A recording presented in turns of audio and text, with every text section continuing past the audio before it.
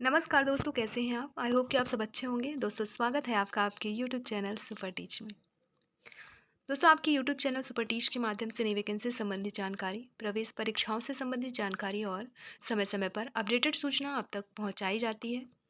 आज एक नई अपडेट के बारे में ये वीडियो है। वीडियो में जैसा कि थंबनेल पे आपको पता ही चल गया होगा कि वीडियो में हम किस पर डिस्कस करने वाले हैं। डिस्कस करेंगे अतिथि शिक्षकों के बारे में। एक बहुत ही बड़ी खबर सामने आई है जिसके थ्रू अतिथि शिक्षकों की कुछ मांगे रखी गई थी और धरना अभी भी जारी है भोपाल में। तो लगभग 8 मांगों पर सहमति व्यक्त कर दी गई है। वो 8 मांगे कौन कौन सी है? क्या उसमें नियमितीकरण भी शामिल है?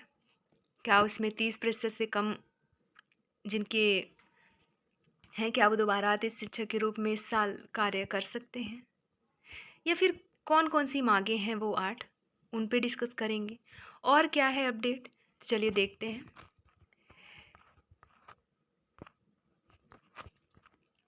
दोस्तों, वो जो 8 बिंदु हैं,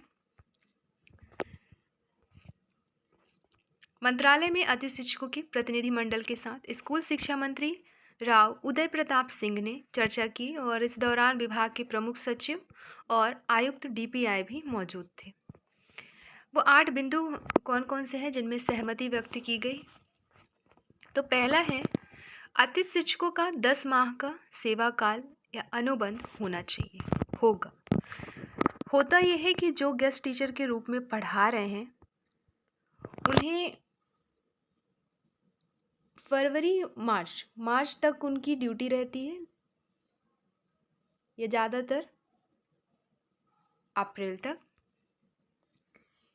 इसके बाद उनकी छुट्टी कर दी जाती है, वो बेरोजगार के रूप में घर बैठ जाते हैं। फिर अगले साल भर्ती की जाती है, यही अगस्त तक में। तो अगस्त, सितंबर, अक्टूबर, नवंबर, दिसंबर, जनवरी, फरवरी, मार्च, मात्र 8 महीने के लिए भर्ती की जाती है। मतलब 8 महीने का उनको वेतन दिया जाता है, उनको पढ़ाने का अवसर दिया जाता है, और बाकी के 4 महीने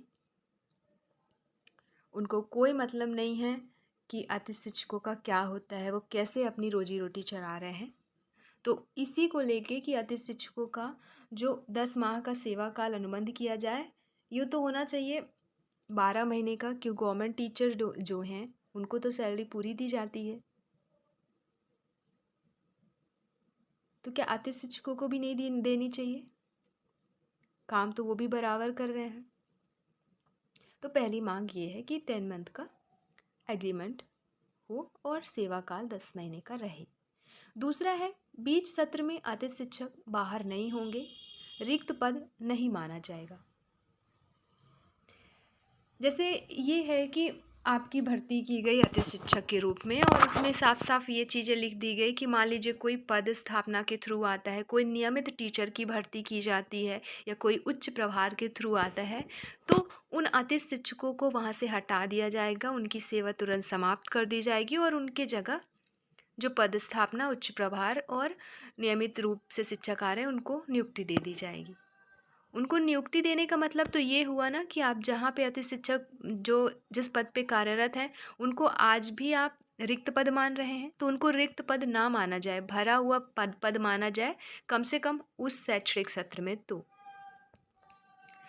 तो वही चीज़ें हैं कि दूसरी मांग है कि बीच सत्र में अतिथि शिक्षकों को बाहर ना किया जाए। अब जाहिर सी बात है, जब नियुक्ति नए नियमित टीचरों को दे दी जाएगी, पदभार वालों को दे दी जाएगी, पदस्थापना वालों को दे दी जाएगी, तो वो तो बाहर होंगे ही अतिथि शिक्षक। इसलिए मांग है कि उनको बाहर ना किया जाए, उनके पद को रिक्त ना माना जाए, और बीच सत्र में उनको ना हटाया जाए।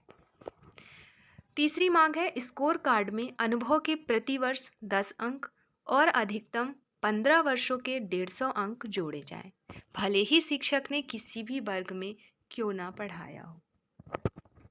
कहने का मतलब ये है, किसी भी वर्ग में क्यों ना पढ़ाया हो, मतलब मान लीजिए आपने चाहे वर्ग 1 में पढ़ाए हों, 2 में पढ़ाए हों, वर्ग 3 में पढ़ाए हों, तो इन 15 सालों में आप तीनों का मिला के भी अगर आपने 15 साल पढ़ाया तो अधिकतम 150 अंक दिए जाएं, और प्रति वर्ष के 10 अंक दिए जाएं।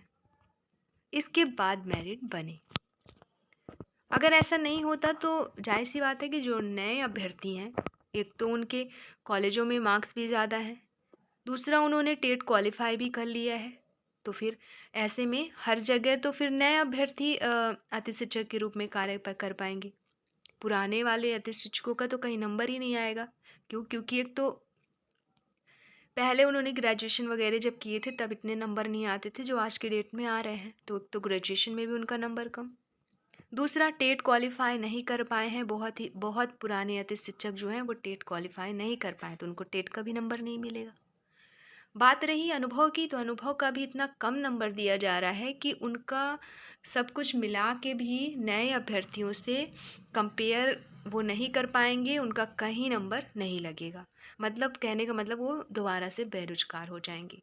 भर्ती होगी तो सिर्फ नए अभ्यर्थियों की, अगर ऐसे जिस पद्धति से अभी भर्ती की जा रही है वही अंक दिए गए तो पुराने अभ्यर्थियों का, पुराने अतिथि शिक्षकों का जो पहले से कार्यरत हैं, उनका कोई चांस नहीं है कि वो नेक्स्ट ईयर या इस साल उनको फिर से अतिथि शिक्षक के रूप में कार्य करने का मौका मिले। तो तीसरी मांग ये थी। चौथी मांग है रिटायर्ड शिक्षकों की भांति स्कोर कार्ड में अनुभव अंक जोड़ा जाए। जो भी शिक्षक रिटायर्ड हो गए हैं तो उनकी भांति स्कोर कार्ड में अनुभव के अंक जुड़े। फिर पांचवा है उच्च पद प्रभार स्थानांतरण सीधी भर्ती हेतु अति से शिक्षकों के बाहर हुए, मतलब के कारण बाहर हुए अति शिक्षकों को चॉइस फिलिंग में प्राथमिकता दी जाए। अब अभी तक तो यही नियम है कि जो अति शिक्षक के रूप में पढ़ा रहे हैं तो उनका पद अस्थायी माना जाएगा। जब ही उच्च पद प्रभार के थ्रू, स्थानांतरण के थ्रू, सीधी भर्ती के थ्रू या अति से शिक्षकों के भर्ती के कारण मतलब भर्ती हो रही है तो उनके पद पे जहाँ पे वो अति शिक्षक हैं तो उनको तुरंत स्वतः ही उनकी सेवा समाप्त कर दी जाएगी या तुरंत उनको हटा दिया जाएगा। तो ऐसी चीज़ें हो चुकी हैं। बहुत अति शिक्षक हैं जिनकी जगह में नई भर्ती हुई हैं तो वो अतिथि शिक्षकों का सेवा जो है वहीं पे समाप्त कर दिया गया है, तो उनको भी मौका दिया जाए चॉइस फिलिंग के लिए। अतिथि शिक्षकों के रूप में उनको भी प्राथमिकता दी जाए कि वो अब दोबारा चॉइस फिलिंग कर सकें, और वहाँ से तो वो हट चुके हैं तो अब उनको कम से कम नए जगह पे तो उनको चांस मिले। पांचवी मांग ये थी। अगला है छठवीं मांग। संस्कृत वर्ग 1 स्कोर कार्ड वाले अतिथि शिक्षकों को संस्कृत वर्ग 2 में नियुक्ति का ऑप्शन स्कोर कार्ड में अंकित हो।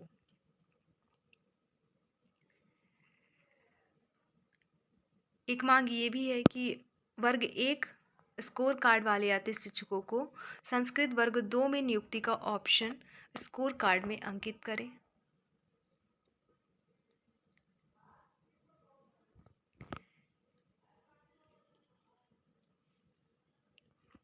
छठवीं मांग ये थी। सातवीं मांग है कि सत्र 2023-24 में 30% से कम परीक्षा परिणाम देने वाले अतिथि शिक्षकों को सत्र 2024-25 में नियुक्ति हेतु एक मौका दिया जाए।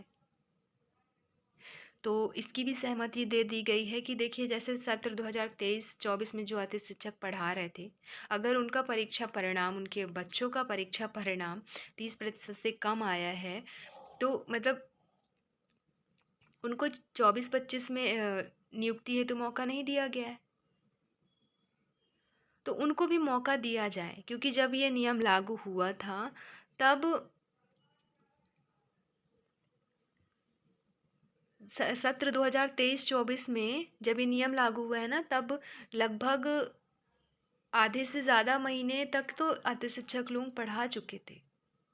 अगर ये टाइम से नियम लागू हो गया होता तो जैसे जो कुछ अति शिक्षक हैं जिनको उनके पढ़ाई संबंधी कार्य न करा के कोई और कार्य करा दिया जा रहा है, उनको जिस विषय के लिए भर्ती की जा रही है उस विषय को ना पढ़वाकर कोई और विषय को पढ़ाने का कह दिया जा रहा है। तो ऐसे में जिस विषय के लिए वो भर्ती हुए हैं तो उसमें कम परीक्षा परिणाम आना जाहिर है, जायज़ है। तो अगर ये नियम पहले से बता दिया गया होता या आदेश जारी कर दिया गया होता तो वो जिस विषय के लिए जा रहे हैं अति शिक्षक के रूप में कार्य करने, वो उस विषय विशेष पर विशेष ध्यान देते और इसके बाद ऑब्वियसली अच्छे नंबर आते। 30% तो बहुत कम की बात है। तो 30% से कम परीक्षा परिणाम देने वाले जो भी अतिथि शिक्षक हैं, तो उनको एक मौका और दिया जाए। ये नियम आप लागू करें, अच्छा है, लेकिन सत्र 2024-25 में कर लें। एक मौका इन्हें अभी दिया जाए। तो ये थी 7वीं मांग। 8वीं मांग है जनजातीय का भी ऑनलाइन पोर्टल बनाया जाए।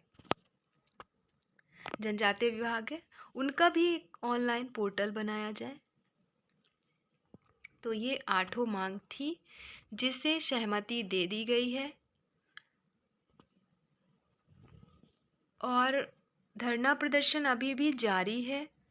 इसके अलावा लोक शिक्षण संचालनालय मध्य प्रदेश को अति शिक्षक भर्ती प्रक्रिया में पात्रता परीक्षा पास अभ्यर्थियों को अवसर व प्राथमिकता देने संबंधी कुछ चीजें कही गई हैं। जैसे मध्य प्रदेश में शैक्षणिक व्यवस्था को बेहतर बनाने के लिए अति शिक्षक व्यवस्था की गई थी, परंतु किसी व्यक्ति की योग्यता उसके परीक्षा परिणाम पर प्रदर्शित होती है। लेकिन 2018, 22, 23 में पात्रता परीक्षा में अति शिक्षकों के उत्तीर्ण होने का प्रतिशत बहुत ही कम रहा एवं लगभग 15% ऐसे अति शिक्षक हैं जो अप्रशिक्षित हैं, अर्थात बिना डीएड बीएड के हैं, फिर भी अति शिक्षक के रूप में अध्यापन कार्य करा रहे हैं। जबकि 2022 में 12 लाख सिर्फ आवेदक ऐसे थे जिन्होंने प्राथमिक परीक्षा के लिए आवेदन किया था। ऐसे में अप्रशिक्षित अति शिक्षक विचारणीय तथ्य है। पूर्व से कार्यरत अति शिक्षक अनुभव के आधार की बात कर रहे हैं, परंतु ये अनुभव परीक्षा परिणाम में नहीं देखने को मिला। 2023-24 में कार्यरत अति शिक्षकों को स्वर्णिम युग मानकर नियुक्ति करते समय किसी प्रकार का अन्य आधार नहीं देखा गया है कि वो प्रशिक्षित हैं अथवा नहीं, पात्रता परीक्षा पास हैं अथवा नहीं। जबकि 2020 में आरटीई के नियम के तहत अप्रशिक्षित व अयोग्य शिक्षक अध्यापन का कार्य नहीं करा सकते। इससे यह बात स्पष्ट होती है कि अति शिक्षकों की नियुक्तियों में पूरी तरह संकुल प्राचार्य एवं प्रधानाचार्य की मनमानी चली है। योग्य को अवसर नहीं दिया गया था। अब जब सब कुछ ऑनलाइन है तो पात्रता परीक्षा पास अभ्यर्थियों को भी अवसर प्राप्त हो। जो मेहनत पास होने पर कोचिंग पर और प्रशिक्षण प्राप्त करके अपने भविष्य को शिक्षा विभाग में देखा गया, उसे नज़रअंदाज ना करें। पूर्व अति शिक्षक को अनुभव अंक मिले, लेकिन जो पात्रता परीक्षा पास है उनके बाद सभी टेट पास अभ्यर्थियों को भी अवसर मिले, जिससे ऐसी व्यवस्था हो कि शैक्षणिक व्यवस्था दुरुस्त हो सके। निम्न बिंदुओं पर विचार कर पात्रता परीक्षा पास अभ्यर्थियों को अवसर प्राप्त किया जाए, ऐसी चीजें मांग भी की गई है। जो पूर्व में पहला है कि जो पूर्व में अतिथि शिक्षक हैं और पात्रता परीक्षा पास हैं, उन्हें प्राथमिकता मिले, जिससे अतिथि शिक्षक का अनुभव और परीक्षा परिणाम की योग्यता भी सम्मिलित हो। तो ये चीज़ें तो हो गई हैं, क्योंकि जो पुराने अतिथि शिक्षक हैं अगर वो क्वालिफाई हैं तो उनको उसका नंबर भी दिया जा रहा है, पहले से पढ़ा रहे हैं तो उसका नंबर भी दिया जा रहा है। बस बात ये है कि नंबर काफ़ी कम दिया जा रहा है। दूसरा, पात्रता परीक्षा पास अभ्यर्थियों को स्कोर कार्ड में उनके टेट अंक देकर स्कोर कार्ड जारी किया जाए और उसी स्कोर कार्ड के आधार पर नए अतिथि शिक्षक नियुक्त किए जाएं। तीसरा है आरटी एक्ट 2009 के तहत अप्रशिक्षित अतिथि शिक्षकों को बाहर कर प्रशिक्षित और पात्र अभ्यर्थियों को नियुक्त किया जाए। जाहिर सी बात है, जो काफ़ी समय से पढ़ा रहे हैं 10 साल 15 साल, अब उनके पास बीएड डीएड हो गया होगा, लेकिन अभी भी जिनके पास बीएड डीएड नहीं है तो उनको बिल्कुल बाहर कर प्रशिक्षित अभ्यर्थियों की नियुक्ति की जाए। धरने में दोस्तों पुलिस जो है लाठीचार्ज कर रही है। धरना प्रदर्शन जो चल रहा है भोपाल में, तो ये बहुत गलत बात है। भोपाल में सीएम हाउस घेरने निकले थे 8,000 से ज़्यादा अतिथि शिक्षक, अब तो और संख्या बढ़ गई है, जो कि अतिथि शिक्षकों को पुलिस ने बल प्रयोग करके रोक दिया है। उन्हें लाठियों डंडों से मारा भी गया है। फिलहाल धकेला तो बहुत दूर की बात है, कली की बात है। काफ़ी लाठीचार्ज वगैरह हुई हैं। इसमें कई शिक्षक घायल भी हो गए हैं, बेहोश हैं। कुछ शिक्षकों ने पुलिस पर उन्हें पीटने के आरोप लगाए हैं। तो ये है, ऐसी तस्वीरें आ रही हैं, इतनी सारी भीड़ है और उम्मीद है कि ये 8 पॉइंट जिनमें सहमति व्यक्त की गई है इन्हें लागू भी कर दी जाए जल्द से जल्द, और ज़्यादा से ज़्यादा अतिथि शिक्षक जाएं, सपोर्ट करें मांगों को पूरा करवाने के लिए।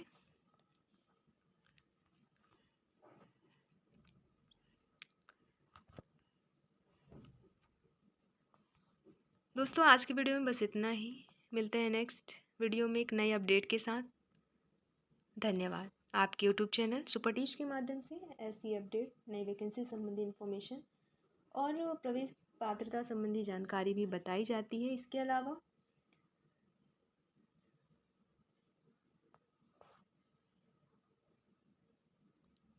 नई अपडेट भी आप तक समय रहते पहुंचाई जाती है। तो आप इससे पहले नई अपडेट के लिए टेलीग्राम चैनल भी ज्वाइन कर सकते हैं। उसकी लिंक जो है डिस्क्रिप्शन बॉक्स में दे दी गई है।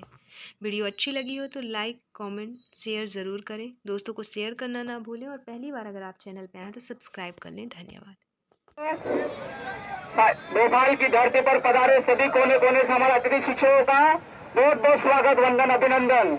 आज हम हमारी पीड़ा बताने के लिए, हमारी समस्या को दिखाने के लिए इस मैदान में एकत्रित हुए। यहाँ पर पुलिस प्रशासन सभी हमारा सहयोग कर रही है। हमें कदम से कदम मिला करके माननीय प्रदेश के माननीय मुख्यमंत्री जी तक हमारी बात को पहुंचाना है। और बात को पहुंचाने के साथ साथ हमारी पीड़ा विगत 15 से 18 20 साल हो गई है। कई 30% का मुद्दा लेकर बाहर कर दिया गया, कई और का मुद्दा लेकर के बाहर कर दिया गया। हमारे अतिथि शिक्षकों को इस प्रकार से विखंडित करके और ब्लैक लिस्ट में डाल करके उनको अलग अलग पैनल बना करके बाहर करते गया। मतलब कुल मिलाकर के हमारे संगठन को कमजोर करने का काम कर रहे हैं। मैं एक ही कहना चाहता हूँ, तो सरकारों ने इस पर किया है।